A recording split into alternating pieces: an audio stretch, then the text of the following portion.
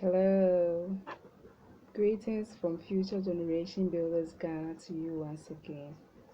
Today on Story Hour, the title of the story we are reading is Kojo Aggrey, the Poultry Farmer.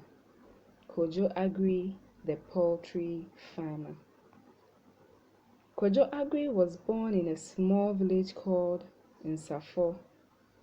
His mother died when he was in class 4. He stayed with his grandmother. His father was a mason. One day, while working on an old building, the wall collapsed on him. He was rushed to Anomabo Hospital. He died 3 days later.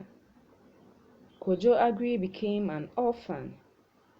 He struggled to complete his basic education. He weeded people's farms. He collected and sold stones to people building houses. He had to wake up early to sell his grandmother's kinky before going to school. Kojo was interested in rearing of fowls. He sold some of them on market days at Anomabo. Kojo was very clever at school. He was also a good footballer. In fact, when he was in junior high school, he was the captain of his school football team. Here are his grades in basic education certificate exams. English language 1, mathematics 1, general science 1, social studies 1, Ghanaian language 1, technical drawing 1, agricultural science 1, and religious and moral education 2. He had admission to Infantipim School. He went to the school with his grandmother. They were given the prospectus. The grandmother was told how much she had to pay. She burst into tears. She did not have that money. That was the saddest day in Kojo's life. Back at Nsafo, Kojo continued to do odd jobs. One day, he went to Akosombo and sold 10 fowls. He took the money to Cape Coast to buy 50-day-old chicks. He brought them back to his village. He fed them with good poultry feed. When the chicks were 6 weeks old, Kojo allowed the chicks to come out of the hen coop. The chicks grew well. They became very big and beautiful. 5 of them died. Kojo got a lot of money during Christmas. Many people preferred his big and beautiful fowls to the local free-range fowls. Kojo was very happy. He knew if he had extra money, he could rear more fowls. Mr. Nkansa was his agricultural science teacher. He advised Kojo to go for a loan. He led Kojo to Infantiman Rural Bank in Biriwa. He took a loan of 10,000 cedis. He used part of the loan to make 4 more hen coops. He also bought bags of poultry feed. He used the rest of the loan to buy day-old chicks. He bought both layers and broilers. He devoted all his time to his chicks. He invited Mr. Ahulu. He was an agricultural extension officer. He advised Kojo on the best poultry feed and the most effective drugs. He occasionally paid visits to Kojo to see how the fowls were doing. The layers began laying eggs. Kojo bought plastic crates. Each crate could hold 30 eggs.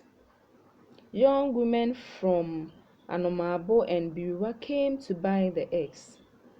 Some boil the eggs and sow them. Others fry them and sow them with bread and Milo beverage. Others also went round and hugged the eggs. The women were grateful to Kojo because he had given them employment. Kojo readily paid the loan he had taken from the bank. Mr. Aholu advised Kojo to look for a bigger place and expand his poultry farm. Kojo found a piece of land in Brafoyal. Brafoyal is near Cape Coast. He bought the land and started rearing his fowls there. Kojo now supplies hotels and restaurants with both eggs and fowls. Every morning, one will find women coming to buy eggs to sell. In 2011, Kojo Aggrey was the best poultry farmer in the central region. Today, Kojo, his wife, Mensima, and his 3 children live in a big house. He drives a salon car. This is the end of our story for today. And the moral lesson in this lesson to my dear teenagers is, no matter the situation you find yourself in or the circumstances surrounding your life, please try to make something good out of your life. Kojo Aggrey's grandmother could not afford his fees to go to senior high school, which was so painful and was so sad. But he didn't let that deter him from doing something better with his future or his life. He chose to go into poultry farming and did it wholeheartedly and with hard work. And by the grace of God, it was successful. He now lives in his own house with his family and drives his own cars.